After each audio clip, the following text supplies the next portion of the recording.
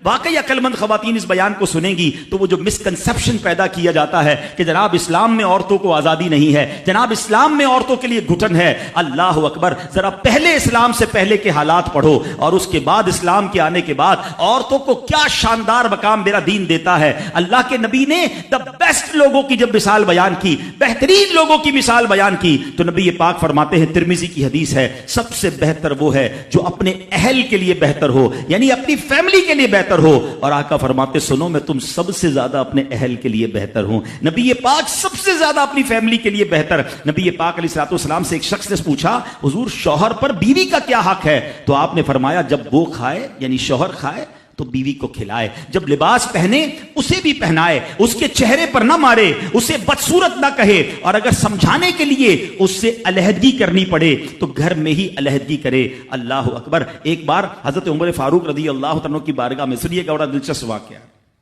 سیدنا عمر فاروق کا کتنا بڑا نام ہے، آپ کے جلال کی، آپ کی عدالت کی مثالیں دی جاتی ہیں، بڑے بڑے لوگ آپ کے سامنے تھر تھر کانپتے تھے۔ آپ کا گھر میں انداز کیا تھا کہ ایک شخص آیا کہ میں حضرت عمر کے پاس جاؤں اور بتاؤں میری بیوی جو ہے مجھ سے اس طرح بات کرتی ہے، اور میرا وہ انداز نہیں ہوتا جو شوہر کے سامنے ہونا چاہیے، ہوتا ہے گھروں میں، ہو جاتا ہے۔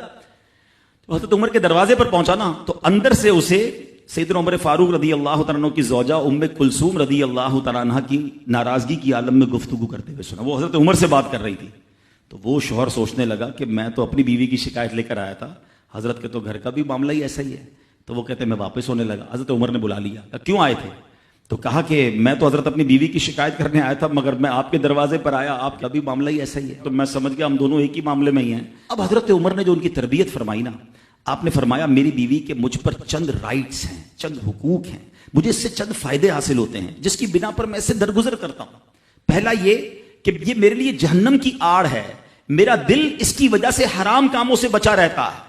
نمبر دو، جب میں گھر سے نکل جاتا ہوں یہ میری خزانچی بن جاتی ہے، یعنی میرے مال کی نگہبان بن جاتی ہے، میری دھوبن بن جاتی ہے، میرے کپڑے دھوتی ہے، میرے بچے کی پرورش کرتی ہے، میرے لیے روٹیاں اور کھانے پکاتی ہے۔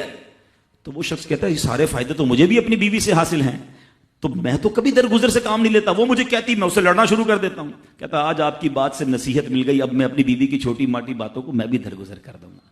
کتنی پیاری بات بتائی۔ ہم وہ ساری باتیں بھول جاتے ہیں، ایک غلطی پر پکڑ لیتے ہیں، ایک غلطی پر ڈانٹتے ہیں، ہر غلطی پر جناب ایسا نہیں ہوتا، ہر غلطی کی سزا سزائے موت نہیں ہوتی ہے۔ ہم غلطیاں نہیں کرتے، اگر جس طرح ہم اپنی بیوی کو اور غلطی پر ڈانٹتے وہ ڈانٹنا شروع کر دے پھر کیا حال ہوگا؟ تو ایسا نہ کرے، وہ بھی دل رکھتی ہے۔ ہم نے کسی انسان سے شادی کی ہے، کمپیوٹر سے نہیں کی، ٹھیک ہے نا؟ تو کمپیوٹر بھی آج کل وائرس آ جاتا ہے، تو وہ تو انسان ہے، غلطی ہو گئی، کوئی بات نہیں۔ تو سبحان